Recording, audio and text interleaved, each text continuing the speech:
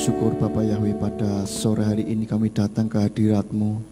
Kami mengucap syukur buat hari yang sudah Engkau berikan buat kami sehingga kami boleh menjalaninya. Dan tiba saatnya untuk kami boleh duduk diam di bawah kaki-Mu, untuk kami boleh bersabat, menikmati sabat-Mu Bapa. Kiranya Tuhan memberkati setiap pujian yang sudah kami naikkan ke hadirat-Mu. Biarlah ini boleh menjadi dupa yang harum di hadapan-Mu ya Bapa.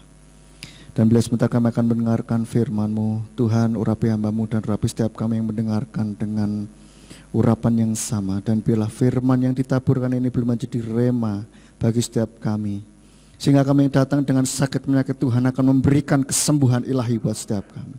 Kami yang datang dengan kelemahan iman, Tuhan akan memberikan kekuatan yang baru buat kami. Kami yang datang dengan kebimbangan, Tuhan memberikan ketetapan hati buat kami. Kami yang datang dengan keputusasaan, Tuhan akan memberikan harapan yang baru. Sehingga kami boleh hidup di dalam jalan-Mu. Kami boleh hidup berkemenangan di dalam Engkau Bapa. Terima kasih Tuhan. Dan jika ada kuasa kegelapan yang berusaha untuk memalingkan alam pikiran kami dari firman Tuhan, kami bersatu hati, kami tolak, kami usir di dalam nama Yesus Masiah. Mari Tuhan, kuasai tempat ini, kuasai setiap kami dan kuasai setiap alat-alat yang kami pakai, sehingga kami boleh fokus dalam mendengarkan firman-Mu, dan biarlah kami boleh menangkap apa yang menjadi isi hati-Mu Bapa, sehingga kami boleh hidup semakin hari semakin indah di hadapan Bapa. Terima kasih Bapa. Hanya di dalam nama Yesus Masiah kami sudah berdoa dan mengucap syukur. Haleluya. Amin. Silakan duduk Bapak Ibu Saudara. Sahabat Shalom.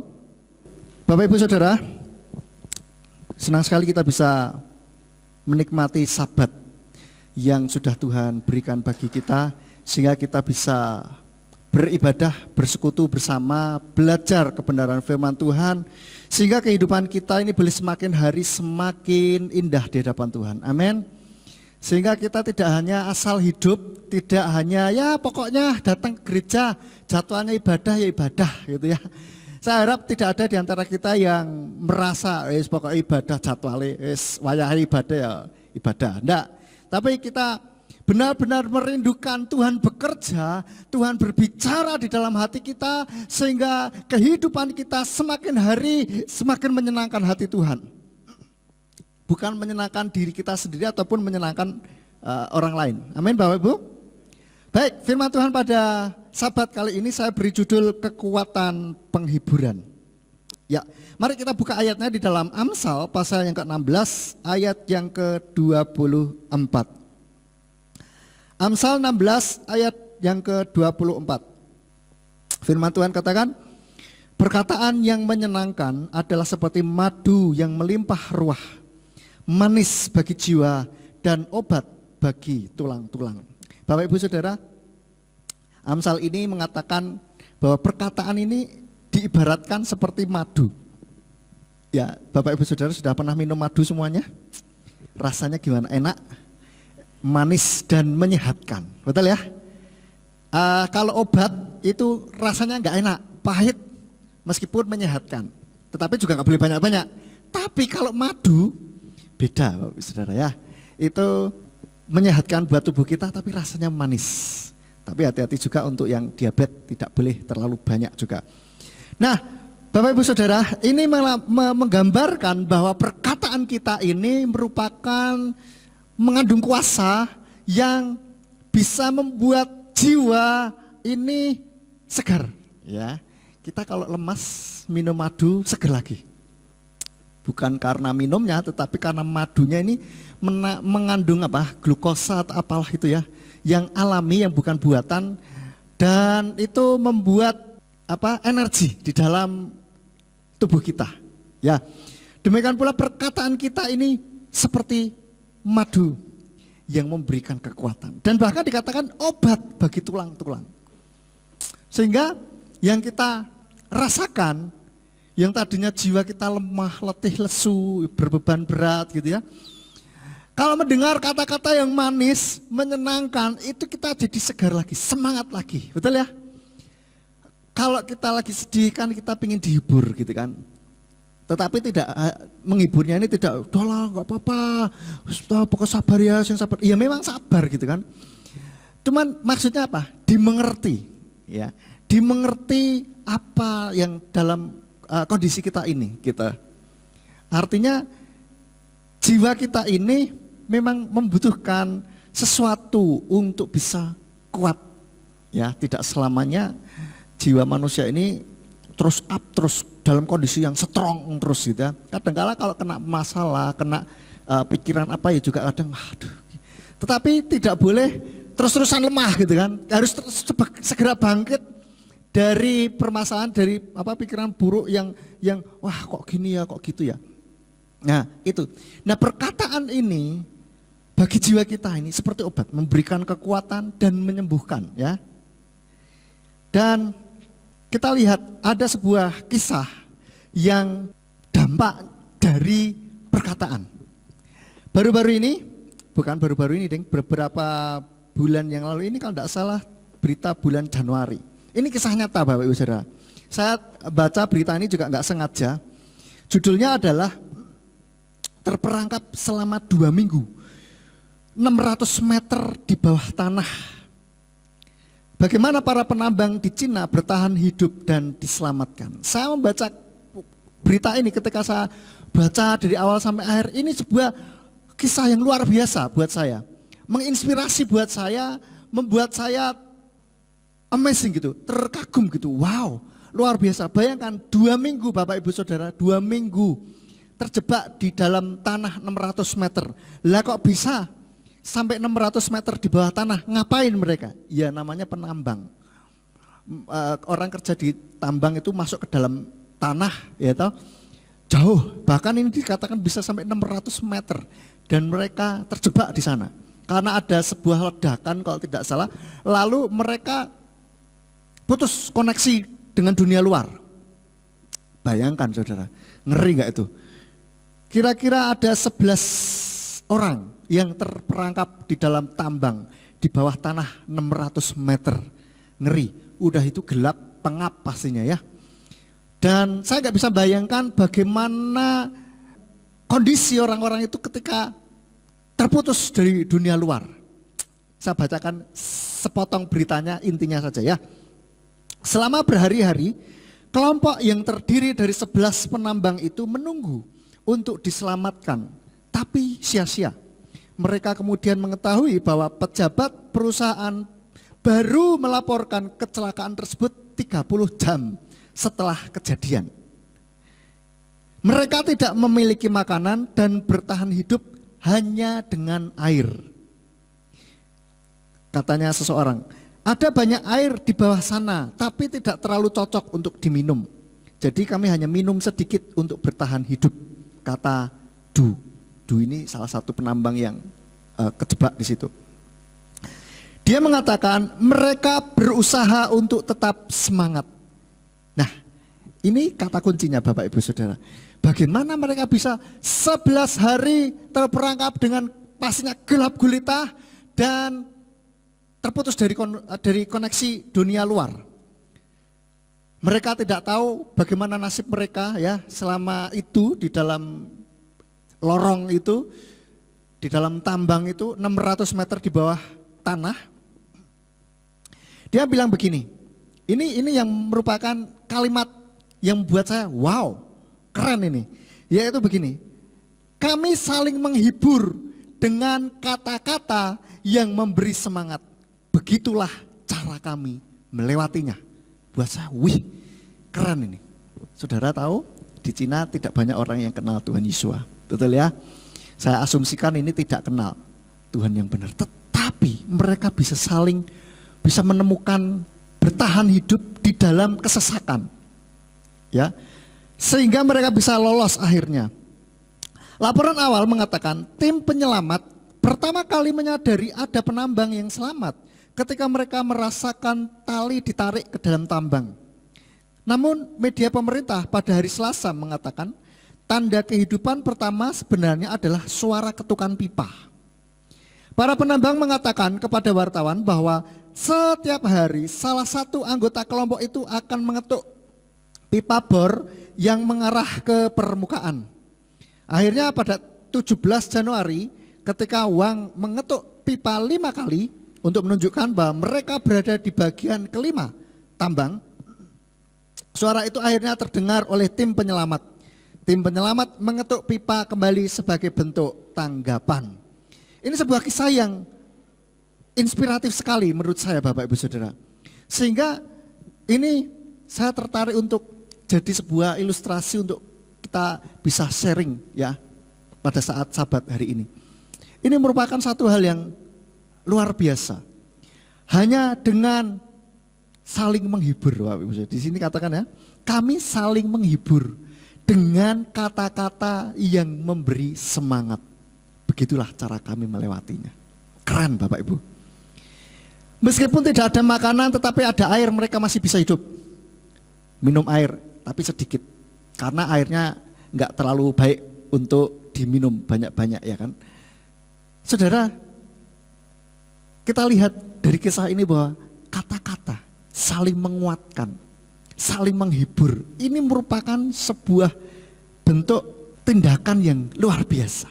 Bahkan mereka sebetulnya sedang menerapkan firman Tuhan yang sebetulnya firman Tuhan ini sudah memberitahu kita banyak tentang hal ini. Ya, tadi Amsal yang tadi sudah kita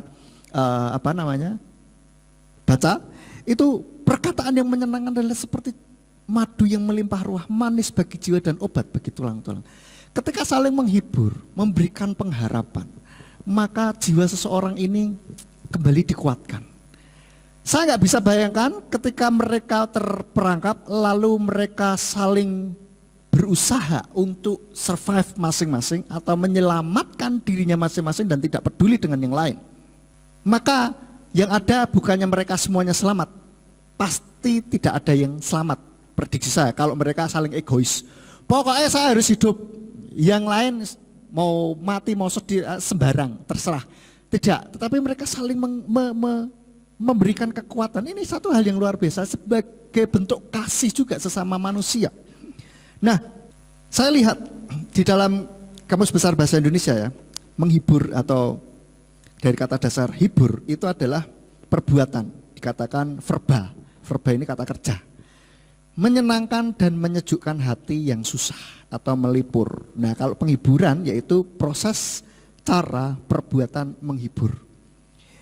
Ketika kita menghibur seseorang baik dengan kata-kata maupun perbuatan kita, itu sebenarnya kita sedang memberikan sesuatu kepada jiwa mereka untuk menguatkan mereka. Ketika mereka sedang sedih, ya, mereka sedang dirundung permasalahan. Jadi mari kita juga lebih aware, lebih sadar, lebih peka lagi kepada saudara-saudara orang-orang di sekitar kita yang ketika mungkin mereka sedang mengalami kesedihan. Karena kadangkala orang yang saya baca ya di berita-berita itu kadangkala ada orang mati bunuh diri itu karena mereka merasa kesepian, mereka merasa tidak ada yang menolong dan tidak ada yang peduli sama mereka gitu. Sehingga mereka pikir buat apa saya hidup gitu. Tetapi ada orang yang lepas dari tindakan percobaan bunuh diri ini, jadi mau bunuh diri nggak jadi gitu atau mau bunuh diri tapi gagal gitu ya. Itu karena mereka merasakan sebuah dukungan. Atau kalau boleh saya generalisir yaitu mereka merasakan kasih. Jiwa mereka yang kering, jiwa mereka yang lemah itu mendapatkan kasih gitu. Sehingga menyejukkan. Ya, di Kamus Besar Bahasa Indonesia katakan menyenangkan dan menyejukkan hati yang susah. Karena kita nggak ngerti kadang-kadang orang bisa senyum, ketawa, hahaha, tapi di dalam hati jiwa merana itu ya bisa, ya. Nah, ketika orang sedih itu perlu dihibur, bukannya malah dibully sekalian. Saya pernah sampaikan bahwa saya pernah baca berita ada orang mati bunuh diri live Facebook. Dan komentar-komentar yang ada di live Facebooknya itu adalah bukannya menguatkan, tetapi malah menjerumuskan, malah membuli. Itu ceritanya ada orang cowok gitu ya, laki-laki mau gantung diri, tapi di live Facebook gitu. Bayangkan saudara, mau mati bunuh diri aja live Facebook. Tapi mereka, dia ini sebelum bunuh diri liatin komentar-komentarnya kan, ada komentarnya macam-macam, ada yang bilangnya dasar lemah laki-laki kok gitu aja, jadi malah menjerumuskan gitu loh. Sehingga akhirnya dia, ya sudahlah, oke berarti confirm tidak ada yang sayang lagi sama aku, sudah langsung dia mati bunuh diri gitu kan. Barulah ketika beneran mati bunuh diri, wah langsung heboh kan. Nah, sedih ini energinya itu membuat kita itu energi habis gitu loh saudara. Seperti yang pernah saya sampaikan, energi power versus energi itu ya. Ini melemahkan energi atau menguras energi kita gitu ketika kita sedih. Ya, saya coba bacakan dari penelitian yang dikutip oleh healthdetik.com ya, yang berjudul saat sedang sedih ini yang terjadi pada tubuh Anda. Saya kutipkan. Seperti dipublikasikan dalam jurnal Molecular Psychiatry, merasa sedih berlarut-larut dapat mengubah tingkat bahan kimia yang berhubungan dengan stres dalam otak Anda. Bahan kimia ini kemudian meningkatkan protein inflamasi atau peradangan dalam darah yang sering dikaitkan dengan penyakit jantung, stroke, dan sindrom metabolik. Dikatakan, saat Anda sedih, tingkat bahan kimia otak yang disebut opioid meningkat. Nah, peningkatan bahan ini berdampak negatif bagi tubuh. Salah satunya adalah penurunan sistem imun, penurunan kekebalan tubuh, Bapak Ibu Saudara. Jadi ketika kita sedih berlarut-larut, sebentar saya tanya dulu, sedih ini boleh enggak? Boleh, cuman jangan berlarut-larut. Segala sesuatu itu ada waktunya memang. Bahkan firman Tuhan sendiri katakan ada waktu untuk senang, ada waktu untuk sedih. Ya kan? Itu boleh-boleh saja. Cuma yang tidak boleh adalah berlarut-larut gitu loh. Nah, itu katanya dari tutur Alan Prosin, ya, peneliti dari University of Texas Health Science Center Houston, seperti dikutip dari Prevention hari Kamis, ini tahun 2016 memang. Nah Bapak Ibu Saudara, kita lihat penelitian menunjukkan bahwa ketika orang sedih itu tidak baik bagi kesehatan mereka, membuat sistem imun tubuh turun, tidak kuat sehingga rentan sakit gitu ya, dan bahkan ada banyak yang muncul di dalam tubuh kita nih hormon-hormon kelenjar yang membuat justru orang akan semakin gampang sakit gitu. Membuat sakit. Di sini dikatakan juga bahan kimia ini kemudian meningkatkan protein inflamasi dalam darah yang sering dikaitkan dengan penyakit jantung, stroke, dan sindrom metabolik. Ini dampak dari emosi negatif ini Bapak Ibu Saudara, yaitu sedih. Saya kan ada banyak emosi-emosi yang lain yang negatif, tapi kali ini saya bahas tentang yang sedih, emosi sedih.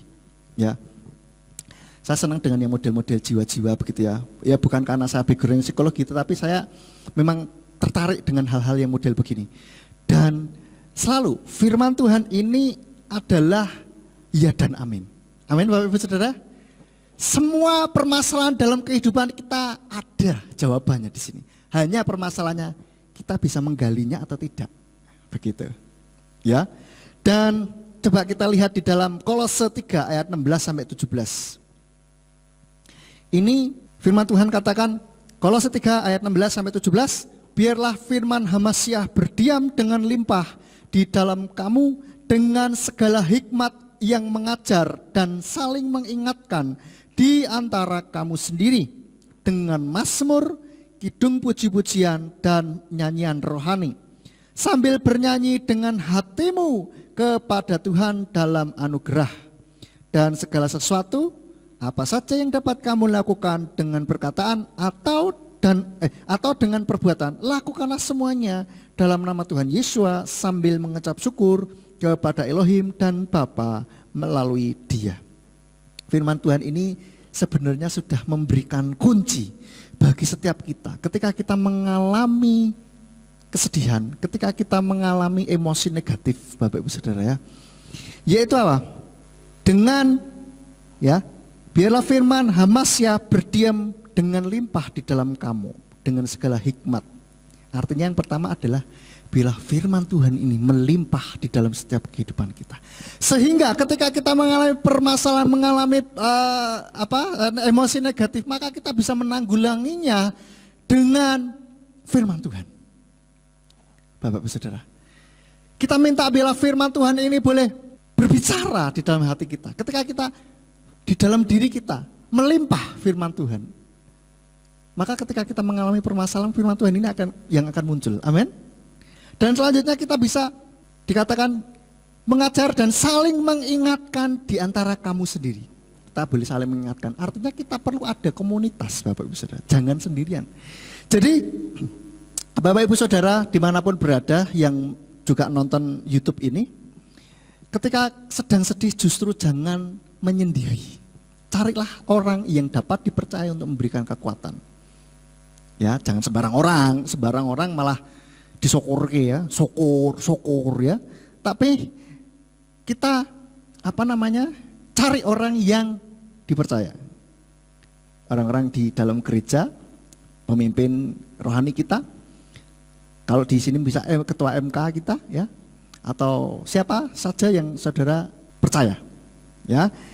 Dan selanjutnya dengan mazmur, kidung puji-pujian dan nyanyian rohani. Ya. Perhatikan nih, nyanyian rohani, terutama nih anak-anak muda nih yang barangkali nonton di YouTube ya kan, atau dengerin di radio ini. Saya garis bawahi nyanyian rohani, ya, bukan nyanyian rohana. Rohana itu adalah lagu-lagu dunia percintaan yang putus cinta, ya, yang sedih, katanya nelangso banget gitu loh, ya. Ini biasa anak muda kan gitu, kalau putus cinta, wah kayaknya dunia tuh runtuh gitu loh. Ambiar, nah sobat ambiar. Saya nggak ngerti. Jadi gini, hati-hati juga ya melabeli diri sendiri. Ya, sobat ambiar. Ambiar itu kan hancur berkeping-keping gitu kan. Gak karuan lah gitu, nggak berbentuk lagi.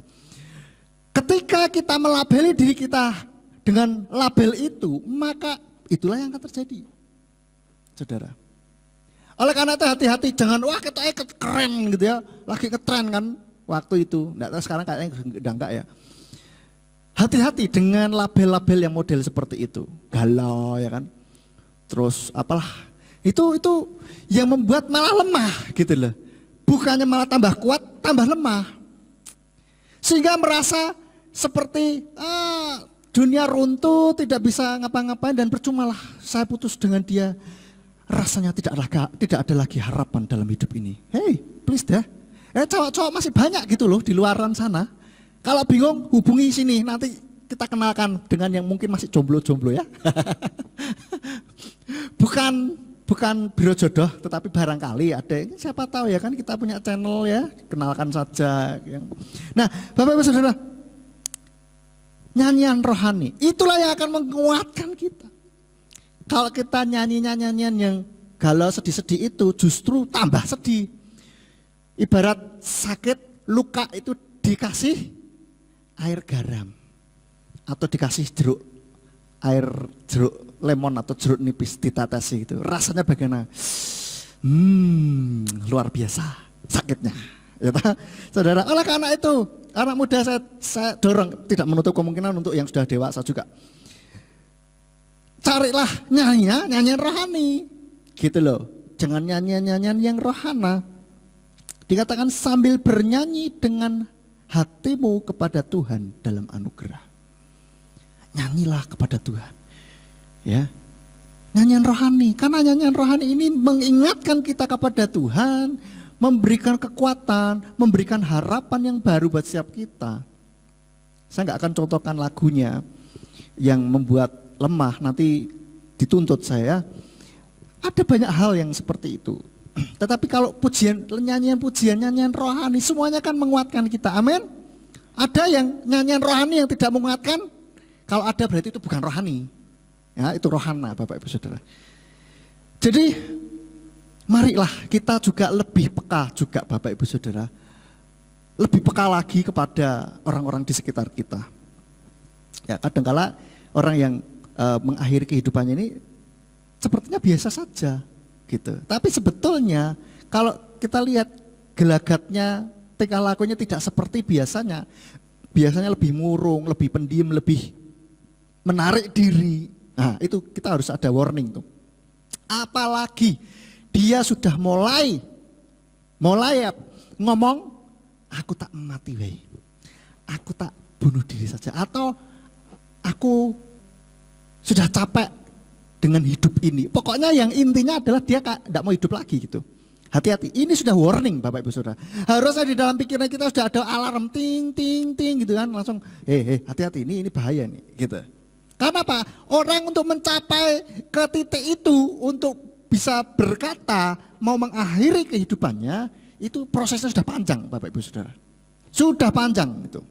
Mereka sudah bergumul dengan diri sendiri, sudah gak karuan dan selalu kalah, selalu merasa kalah. Saya jelaskan lagi. Merasa kalah. Akhirnya mereka sampai pada satu titik untuk berpikir, sudah cukup sekian dan terima kasih untuk kehidupan ini. Sampai di sini, titik ini sudah sangat cukup panjang ya. Jadi kita harus langsung aware. Kita harus langsung memberikan telinga kita, paling tidak untuk mereka buang sampah gitu. Lalu setelah itu jangan terus sampai dikip kita terus ya, kita gantian yang tambah ini ya kan. Apa? Ya sudah, tidak usah terlalu dipikirin, piye yo mau kayak yo. Wah, terus dipikir sampai kita gak bisa tidur gantian. Waduh, salah Bapak Ibu Saudara. Gak cocok untuk jadi konselor gitu. Mending Bapak Ibu Saudara ngerti, nek dicurhati orang terus malah kepikiran, mending kalau ada orang curhat, suruh ke orang lain. Jangan terus saudara tampani terus. Saya kasih tahu, kita punya kapasitas berbeda-beda Bapak Ibu Saudara. Ada orang yang dicurhati lama gitu kuat, ada. Saya pernah dicurhati orang 6 jam Bapak Ibu Saudara. Dan ceritanya diulang-ulang, bolak-balik muter ya iku wae gitu loh. Bayangkan 6 jam Bapak Ibu Saudara. Saya pikir, "Ya Bu, saya mau potong." Dia ngomong itu kayak ada titik komanya gitu kan. Sama orang tua kan ya nek ngomong, orang yang lebih tua maksudnya ya, bukan orang tua saya. Orang yang lebih tua nek mau tak stop kok ya piye. Tapi nek enggak di stop muter wae itu. Dari A B C D balik nanti A B C D, balik lagi A B C D. Please deh nggak selesai gitu. Akhirnya saya bilang, ya Bu, iya ngerti saya Bu, sudah. Nggak terasa tiba-tiba 6 jam, waduh. Ya, itu saudara, paling tidak kita berikan mereka buang sampah. Kalau bisa kita jadi tong sampah bolong, gitu loh. Jadi curhat bla bla bla bla bla, kita nggak kepikiran gitu. Nah kita kepikiran, hati-hati kita harus buang sampahnya juga, nggak repot kita ya. Nah itu Bapak Ibu Saudara, ada beberapa hal ya yang sudah saya sampaikan untuk kita bisa mengatasi kesedihan atau emosi negatif itu. Ya. Dan dikatakan dan segala sesuatu apa saja yang dapat kamu lakukan dengan perkataan atau perbuatan. Lakukan semuanya dalam nama Yesua sambil mengucap syukur kepada Elohim dan Bapa melalui Dia. Artinya kita melakukan segala sesuatunya itu untuk Tuhan gitu loh. Bukan supaya orang itu terkesan pada kita, atau bukan supaya orang lihat kita ini luar biasa atau bagaimana. No. Seperti yang di Hari Raya Roti Tidak Beragi kemarin saya katakan, momentum untuk kita membersihkan diri kita. Biarlah hati kita murni. Jadi apa saja yang kita lakukan, baik dengan perkataan maupun perbuatan, kita sebisa mungkin hati kita ini murni untuk Tuhan. Gitu. Bukan untuk siapa-siapa. Biar Mas Simeon senang, biar Pak Yakub senang, biar terkesan, biar kelihatan wah. No, itu sudah tidak murni lagi. Tetapi ketika kita mulai meletakkan hati kita dalam setiap perkataan kita, dalam setiap apa yang kita lakukan, baik pekerjaan kita maupun apapun pelayanan di mimbar ini, atau yang di belakang layar sana, itu kita lakukan untuk Tuhan. Itu murni hati kita. Inilah yang dikehendaki Tuhan Bapak Ibu Saudara. Masih ada dalam rangkaian hari raya ini, saya tegaskan lagi bahwa ayo mari kita coba terus memurnikan hati kita. Sehingga hati kita ini betul-betul murni, tidak beragi. Tidak ada campuran-campuran tendensi, motivasi yang tidak berkenan di hadapan Bapak Yahweh. Selanjutnya, untuk mengatasi kesedihan yaitu ajaklah bicara jiwa kita dan ajak untuk memuji Tuhan. Ketika sedang sedih, ajak bicara. Ada ayatnya, ada. Firman Tuhan itu luar biasa pokoknya. Yuk kita buka di dalam Mazmur 42 ayat 6. Mazmur 42 ayat 6 dikatakan, mengapa engkau tertekan hai jiwaku dan mengerang dalam diriku? Berharaplah kepada Elohim sebab aku mau senantiasa menyanjung dia, karena keselamatan ada di hadapannya. Ini artinya, kalau kita baca ayat ini, kalau kita tidak bisa menggalinya, maka ayat ini akan lewat begitu saja. Ini justru mengandung makna, mengandung clue, mengandung apa ya bahasa Indonesia, petunjuk. Ya, kalau detektif ini ada petunjuk ya. Mengandung petunjuk bahwa ternyata jiwa kita bisa diajak ngomong. Maka ajaklah bicara sama diri kita, jiwa kita ini. Ngomong, kamu kenapa kok sedih? Ya kan? Nah, kenapa kamu mengerang di dalam diri gitu? Nah, kalau orang edan mas, no bukan edan, bukan gila, ini normal, very normal. Dan bahkan lakukan itu ketika kita mengalami satu hal yang tidak emosi negatif, lakukan ini. Percaya saya, pasti kita bisa rilis itu. Karena firman Tuhan yang kasih tips ya, secara tidak langsung firman Tuhan kasih tips. Ngomonglah, mengapa engkau tertekan hai jiwaku? Ngomong, kenapa sedih sih? Ya karena kan diem dulu sebentar, nanti dia akan jawab. Nggak tahu, somehow tiba-tiba kayak ada ngomong gitu, iya karena kan yus piye wong dekne wong ini ya. Piye yo kehilangan dong, kan begini. Nah, lalu kita mulai ajak bicara kayak ngonselingi atau kayak nasehatin orang lain gitu. Tapi itu sebetulnya diri kita sendiri gitu kan. Ajak ngomong, berharaplah kepada Elohim, ayat ini ya kan. Ayat ini katakan berharaplah kepada Elohim. Artinya apa? Kita ajak, ayo enggak usah sedih terus ya. Ayo sekarang kita berharap sama Tuhan. Kita puji dia ya. Kita sanjung dia. Nyanyi, tadi masih klop nih, nyambung dengan yang tadi ayat yang Kolose tadi. Dengan mazmur, kidung puji-pujian dan nyanyian rohani. Sambil bernyanyi dengan hatimu. Saudara, itu nyanyilah, ajak bicaralah jiwa kita. Ya, Bapak Saudara. Jadi ini untuk mengatasi emosi negatif, baik kesedihan, kemarahan, emosi apalagi yang pokoknya yang negatif lah, ya, yang tidak tidak mendukung kemajuan kita atau ya sesuatu yang menghambat kita untuk dekat dengan Tuhan, untuk kita bisa lebih menyenangkan hati Tuhan. Ya. Nah, satu poin lagi yang ingin saya bagikan kepada kita semua adalah kita juga perlu menjagai perkataan kita. Karena secara tidak sadar, kadang-kala perkataan kita ini betul-betul bisa menusuk orang lain atau bahkan bisa membangkitkan mereka. Ya, hanya dengan perkataan saja. Ini dampaknya very powerful. Dan tidak hanya kepada orang lain perkataan ini, tetapi kepada diri kita sendiri. Inilah yang paling ampuh, Bapak Ibu Saudara. Paling ampuh. Kalau orang lain ngomong kepada kita bahwa kita ini tidak berguna, goblok lah, apalah bla bla bla, yang jelek-jelek. Selama diri kita tidak bicara kepada diri kita sendiri, kita tidak ngomong, iya ya, tibae, iya ya, jebole, iya ya, ternyata saya ini yang seperti diomongkan tadi yang negatif, goblok lah, apalah negatif, tidak berguna dan seterusnya. Selama kita tidak ngomong itu, maka omongan orang dari luaran sana itu tidak akan mempan, Bapak Ibu Saudara. Tetapi begitu diri kita sendiri ngomong, iya yo, ternyata aku ki ngene ya, itulah manjur sekali Bapak Ibu Saudara, berpengaruh di dalam hati kita. Kita berpikir, iya yo aku kincan rasa popo, memang gak berguna. Masuk langsung saudara. Berguna mengubahkan hati kita. Iya aku tuh payah ya panjen. Jadilah emosi negatif kita akan mulai menguasai kita. Ketika kita meyakini firman Tuhan dan firman Tuhan itu menjadi rema dan kita katakan yes, maka itu akan memberikan kekuatan juga bagi kita. Saudara. Ya, jagai perkataan kita. Kita lihat ayatnya, yaitu Amsal 13 ayatnya yang kedua. Amsal 13 ayat yang kedua dikatakan, dari ucapan mulutnya seseorang akan makan yang baik, tetapi hasrat seorang penipu ialah kelaliman. Artinya dari ucapan mulutnya seseorang akan akan makan yang baik. Ya, tetapi kalau yang omongannya tidak baik juga kita akan makan buahnya juga.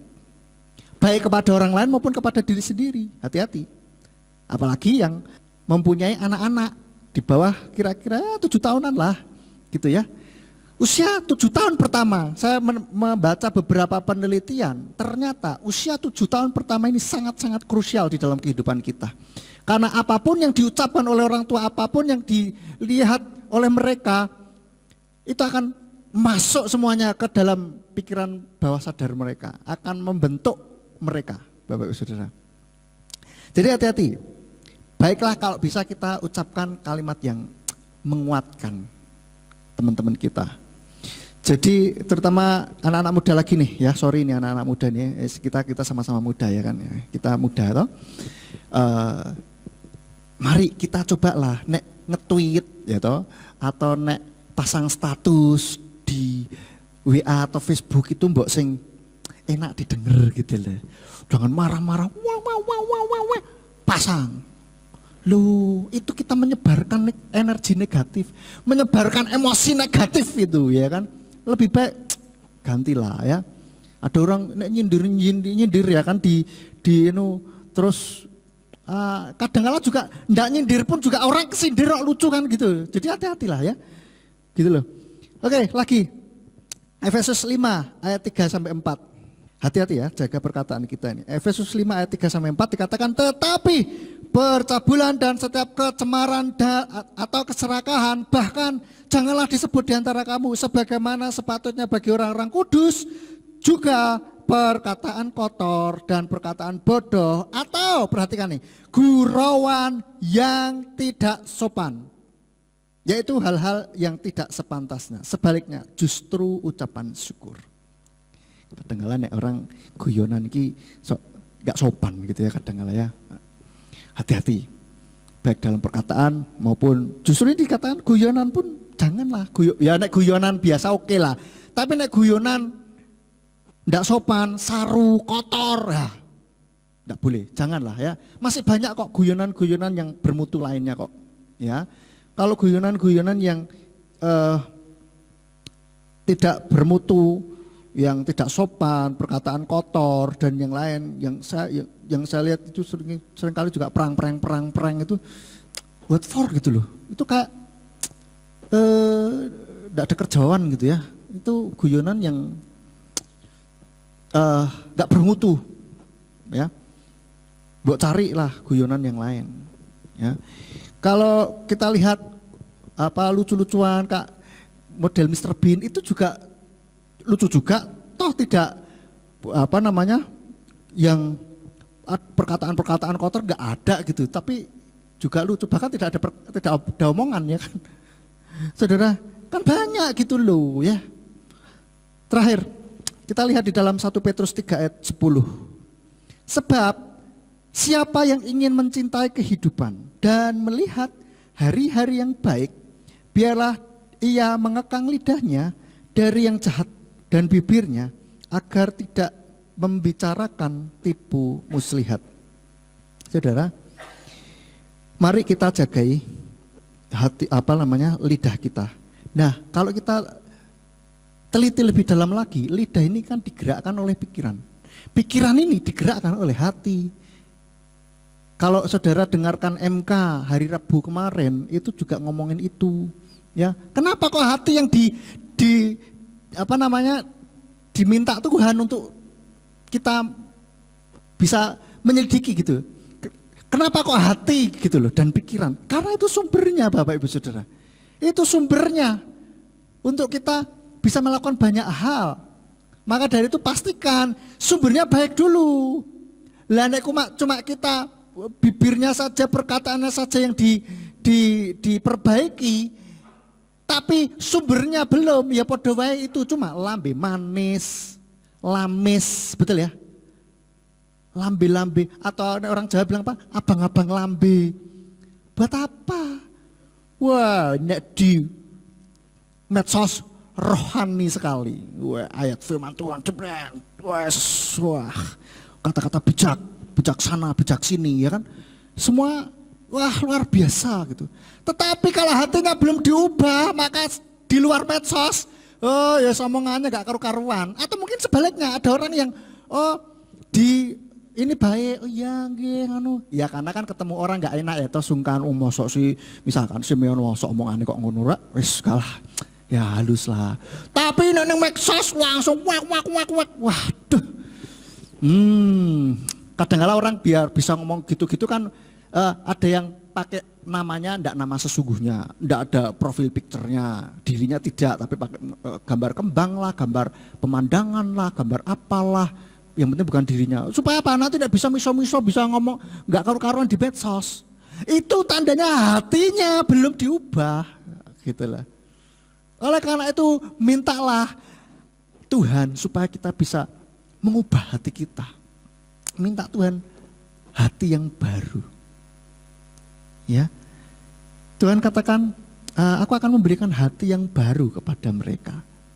Ya minta, kita mintalah Tuhan. Ya, Tuhan sudah menyediakan diri kok. Hati kita murnikan Bapak Ibu Saudara. Mari, supaya kita bisa menghibur satu sama lain, supaya kata-kata kita menguatkan satu sama lain. Mari penuhi hati kita dengan kasih Tuhan.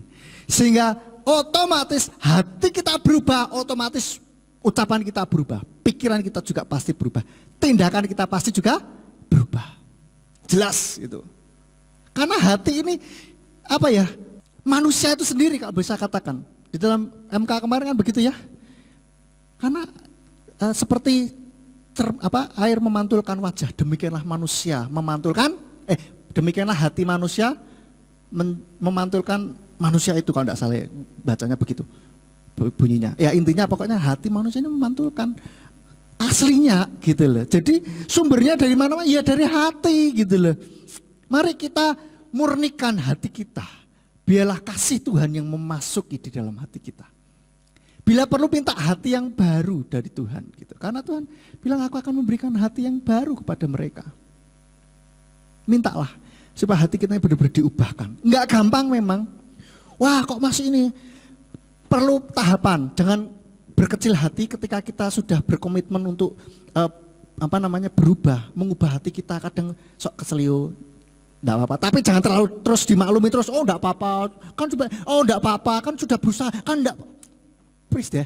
Artinya begini, kita yang penting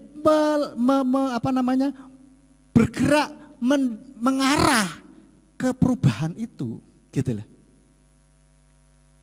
Kita lihat kesleo, kita sedang tersandung lagi, jatuh lagi. Kita lihat itu kesandungnya karena apa? Evaluasi dong gitu loh. Jangan terus dimaklumi, oh enggak apa-apa kan baru ini baru untuk berubah. Loh iya nek awal-awal terus nek kita terus sering kali, oh enggak apa-apa kan sedang berusaha. Loh yang penting kita ada evaluasi. Kalau kita mengevaluasi, oh aku ternyata keselnya di sini, oh berarti lain kali tidak boleh. Maka itu harusnya frekuensinya kejeglong, kesandung, apalah yang itu tadi manusia lama dan seterusnya perkataan yang enggak ini itu frekuensinya berkurang. Betul tidak Bapak Ibu Saudara? Itu namanya betul-betul berubah. Ya toh? Lah seminggu tadinya sehari sekali omong kotor. Terus seminggu berikutnya masih saja begitu. Itu tandanya kita nggak benar-benar komitmen berubah. Tidak ada perubahan dalam hidup kita. Kalau ada perubahan pasti kita mengevaluasi dan itu pasti dijamin. Masih akan berkurang frekuensinya yang tadinya omong kotor tiap hari jadi seminggu cuma 2 kali. Terus lama-lama seminggu sekali, lama-lama sebulan sekali, lama-lama enggak pernah.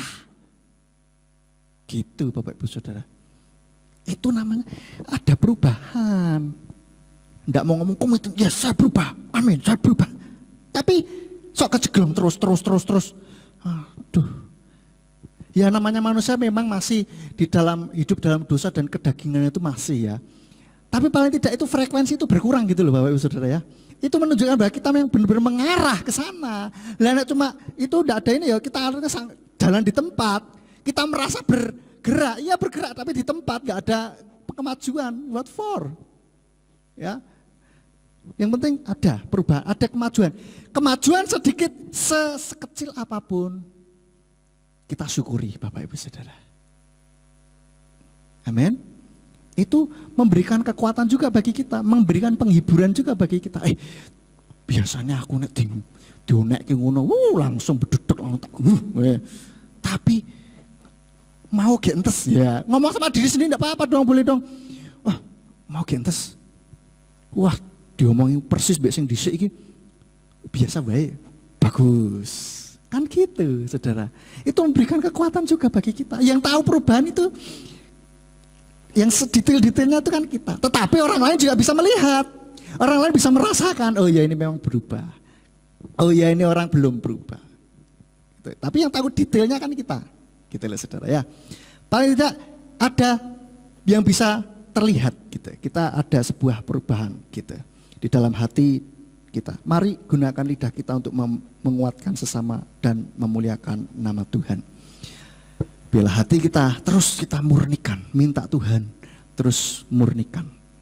Bila segala sesuatu yang kita lakukan untuk kemuliaan nama Tuhan saja. Dan penuh kasih, bila kasih Tuhan melingkupi hati dan pikiran kita. Sehingga otomatis perkataan kita adalah perkataan yang menguatkan, menghibur sesama kita. Amin.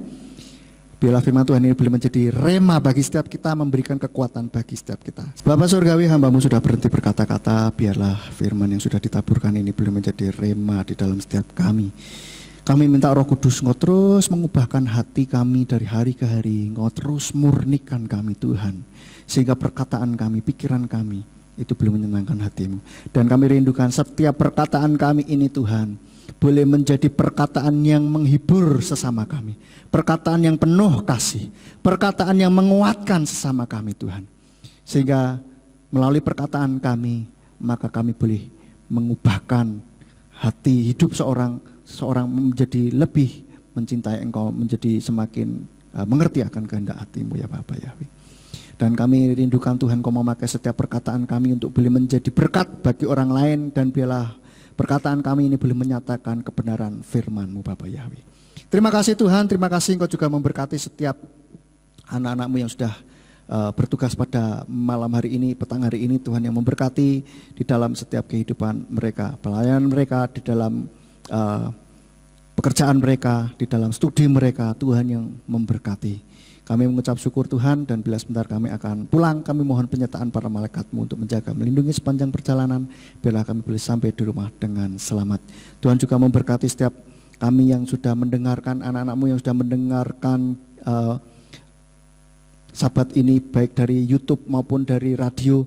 Tuhan memberkati setiap mereka. Kira juga Tuhan mengubahkan, memurnikan hati mereka ya Bapa.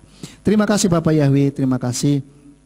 Dan sekarang kami akan menerima berkat-Mu, kiranya Tuhan berkenan untuk mencurahkan berkat-Mu atas kami.